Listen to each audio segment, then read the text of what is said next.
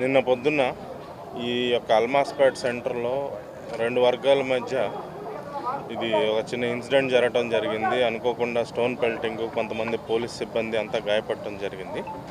దానికి రెండు వైపుల నుంచి కూడా కొంతమంది కొన్ని ప్రొవకేటివ్ స్టేట్మెంట్స్ ఇవ్వటం వల్ల కానీ దీనివల్ల కానీ అయితే పరిస్థితిని అదుపులోకి తీసుకొచ్చాం పూర్తిగా. ఈ ఇరుపక్షాల మీద మనం కేసులు కట్టడం జరిగింది. ఎవరైతే ఈ స్టోన్ పెల్టింగ్, ఈ ఈటుతో దాడి చేసిన వాళ్ళందరూ కూడా కొంతమంది అదుపులో ఉన్నారు. అదే మాదిరిగా కొంతమంది పరారులో ఉన్నారు. వాటి కోసం గాలింపు జరుగుతుంది. ఇక్కడ పూర్తిగా 144 సెక్షన్ 1 టౌన్ 2 టౌన్ పరిధిలో ఈ ప్రాంతం అంతా కూడా 144 సెక్షన్ విధించి ఈ పరిస్థితిని అంతా అదుపు చేసాం. ఇప్పుడు ఫ్లాగ్ మార్చ్ కూడా కండక్ట్ చేపిస్తారు ఎస్పీ గారు. సిచ్యువేషన్ అంతా అండర్ కంట్రోల్లో ఉంది. 1-2 రోజుల్లో మీ 144 సెక్షన్ కూడా సడలించి పూర్తిగా కూడా దాన్ని తొలగించే అవకాశం ఉంది. ప్రస్తుతానికి సిచ్యువేషన్ అంతా కంట్రోల్లో ఉండటం జరిగింది. చెప్పండి, మీరు ఏమైనా అడిగేది ఉంటే అడగండి. ఒకరోజు ముందు ఇన్స్టాగ్రామ్ వేదికగా ఓ వ్యక్తి వాయిస్ రికార్డ్ చేసి పోస్టింగ్ చేశారు. ఎవరండి ఆయన? సార్, ఒక గత కొద్ది రోజులుగా టిప్పు సుల్తాన్ విగ్రహ ఏర్పాటు పైన ఒక వ్యక్తి అయితే ఎంఐఎం పార్టీకి సంబంధించిన వ్యక్తి సోషల్ మీడియాలో ట్రోల్ చేసినప్పటికీ కూడా మన పోలీసులు సరైనటువంటి యాక్షన్ తీసుకోకపోవడం వల్లే విద్వేషంగా పూర్తిగా వ్యాఖ్యలు చేశాడు. దానివల్లే ఈ పరిస్థితి వచ్చిందని కొంత ఆ టిప్పు సుల్తాన్ సంబంధించి పోస్టులు పెట్టిన వ్యక్తి అయితే ప్రస్తుతం దుబాయ్లో ఉన్నారండి. ఆయన పరారులో ఉన్నారు. ఆయన ఉంటే దుబాయ్లో ఉండాలి, లేకపోతే ఇక్కడికి భారతదేశానికి వస్తే జైల్లో ఉంటారు. ఆ ఇబ్బంది అయితే లేదు. కానీ ఇక్కడ నిన్న జరిగిన దానిలో ఒక పక్షం వారు ఇక్కడ హనుమాన్ సర్కిల్ అని ఫ్లెక్సీలు కట్టడం వల్ల అవతల వర్గం వాళ్ళు ప్రొవోకేట్ అయ్యి దీనికి ఇంత జరిగింది. సో వాళ్ళని కూడా మందలించడం జరిగింది. సో దాని మీద ఇప్పుడు ఏంటంటే భారతదేశానికి ఒక ప్రత్యేకమైన చరిత్ర ఉంది. ఇది అన్ని మతాలని సమానంగా గౌరవిస్తూ ఉంటుంది. హిందువులకి హిందూ మతం ఎంత, వాళ్ళ యొక్క మత విశ్వాసాలు ఎంత ప్రగాఢమని, అదేవిధంగా మహమ్మదీలకు కూడా వారి యొక్క విశ్వాసాలు. ప్రభుత్వ పరంగా మనం ఈ రెండు వర్గాల వారిని కూడా సమతూకం పాటించి అందరి విశ్వాసాలకి ఎక్కడైతే కాన్ఫ్లిక్ట్ ఉందో కూడా ఒకరికొకరు కాన్ఫ్లిక్ట్ లేకుండా కూడా అంత సామరస్యపూర్వకంగా చేయాల్సిన బాధ్యత ప్రభుత్వం వర్గాలైన, ఎస్పెషల్లీ పోలీస్ వర్గాలైన మీద, తర్వాత రెవెన్యూ వర్గం ఏదైతే మ్యాజిస్ట్రేట్, జిల్లా యంత్రాంగం కానీ పోలీస్ యంత్రాంగం కానీ బాధ్యత ఉంది. సో దానికి సామరస్యపూర్వకంగా మనం చర్యలు తీసుకుంటాం. ఈ టిప్పు సుల్తాన్ ఏదైతే ఉందో ఒక వర్గం వారు కొంతమంది దాన్ని అబ్జెక్ట్ చేస్తున్నప్పుడు ఆ పేరే పెట్టాలంటాం కూడా, అది ఒకళ్ళు పెట్టాలంటాం ఒకళ్ళు కుదరదన్నారంటే దాని మీద వ్యతిరేకం. ఇప్పుడు ఈ ప్రజాస్వామ్యంలో ఏంటంటే ఎప్పుడు మనం మధ్య మార్గంలో వెళ్ళాలి. అందరికీ ఆమోదయోగ్యమైన మార్గంలో వెళ్ళాలి తప్పితే నా దారే రహదారి అనేది కుదరదు. టిప్పు సుల్తాన్ పేరు పెట్టాలనేది చేసేది అతను ఎంత తప్పు. దాన్ని ఇక్కడ ఇప్పుడు ఒక వర్గం వారు ఎక్కువ సంఖ్యలో ఉన్న చోట ఇక్కడ హనుమాన్ సర్కిల్ అని నామకరణం చేయడం కూడా అంతే తప్పు. ఇద్దరిపైన మనం చర్యలు తీసుకుని ఇద్దరికి సముదాయించి మత సామరస్యాన్ని స్థాపిస్తాం.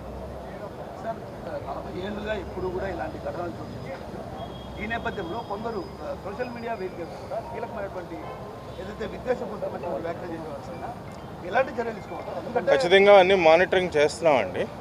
యాక్చువల్లీ నిన్నటి రోజు కూడా అధికారులంతా కూడా జిల్లా ఎస్పీ గారు అందరూ విజయవాడలో ఉండటం కానీ కొంత ఇది జరిగింది. ఇక అది ఇక్కడ అన్నిటి మీద సరైన చర్యలు అయితే చేపడతాం. వీళ్ళు హనుమాన్ జయంతికి మేము ర్యాలీ చేస్తారంటే పోలీసులు అడ్డుకుంటున్నారనేది నేను అడ్డుకోవటం అనేది జరగలేదండి. హనుమాన్ జయంతిని అడ్డుకోవాలని ఒక వర్గం వాళ్ళు ప్రయత్నించారు. దాని మీద మనం సామరస్యపూర్వకంగా జరిపిస్తాక నేను దాని మీద రెండు వర్గాలని సముదాయించే ప్రయత్నంలో మనం ఉన్నాం. ర్యాలీకి అనుమతి ఇవ్వడం లేదనేది మీ వాదన. 144 ఉండగా ఇవ్వకూడదు కదండి. 144 ఉండగా 144 సెక్షన్ ఉండగా ర్యాలీ ఎలా అనుమతి చేస్తాం? నలుగురికి మించి వ్యక్తులు ఒక చోట గుమిగూడకూడదు. 144 సెక్షన్ ఉండగా నలుగురి కన్నా ఎక్కువ వ్యక్తులు ఒక చోట గుమ్మగొడితే వాళ్ళని చెదరగొట్టి వాళ్ళపై బలప్రయోగం చేసే అధికారం చట్టం పోలీసులకు కల్పిస్తుంది. తిరుపతిలో టీటీడీ మాజీ బోర్డు సభ్యుడు పోలీసులు ఏదైతే ర్యాలీని అడ్డుకుంటారో మేము ఖచ్చితంగా ర్యాలీ చేసి చూద్దామండి, సముదాయిస్తామండి. అందరినీ సముదాయించి ప్రశాంత వాతావరణంలో ఇరు వర్గాల వాళ్ళు వారి యొక్క మత విశ్వాసాలని పాటించే విధంగా మనం చర్యలు చేపడతాం. సార్, అంటే జిల్లాలో ఈ స్థాయిలో ఘటన ఎప్పుడు లేదు. ప్రజల్లో అయితే ఒక విధమైన భయం అనేది అయితే ఉంది. జిల్లా ప్రజలకు ఎలా శాంతి భద్రతలు ఎలా కల్పిస్తారండి? ఏమండి, మత సామరస్యాన్ని పాటించండి. ఇప్పుడు ఎవరు మత విశ్వాసం వాళ్ళది. సో ఒకళ్ళ వర్గం వారు ఇంకో వర్గాన్ని ఇది మీద వెళ్లకుండా ఎవరి విశ్వాసాన్ని వాళ్ళ ఇంట్లో కానీ ఏదో కామన్ ప్లేసెస్లో ఉంటుందో ఇతర వర్గానికి ఏమంటారు దాన్ని అబ్జెక్షనబుల్గా కాకుండా ఎవరికాళ్ళు చేసుకునే అధికార సదుపాయం భారత రాజ్యాంగం భారత పౌరులు అందరికీ కల్పిస్తుంది.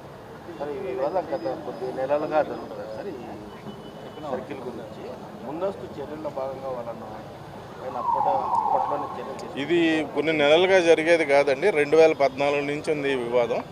గత ఫిబ్రవరి నెలలో కొంతమంది ఉద్దేశపూర్వకంగానే రాజకీయంగా దీన్ని లబ్ధి పొందడం కోసం ఈ ఏదైతే ఈ మున్సిపల్ కౌన్సిల్ ఏదైతే ఉంటుందో చివరి నిమిషంలో దాన్ని ఆ అంశాన్ని పైకి లేవనెత్తి భవిష్యత్తులో ఎన్నుకోబడే వాళ్ళ మీదకి అధికార యంత్రాంగం మీదకి ఆ యొక్క భారాన్ని మా మీద తోసి ఉద్దేశపూర్వకంగా రాజకీయ దురుద్దేశపూర్వకంగానే అది నెట్టడం జరిగింది.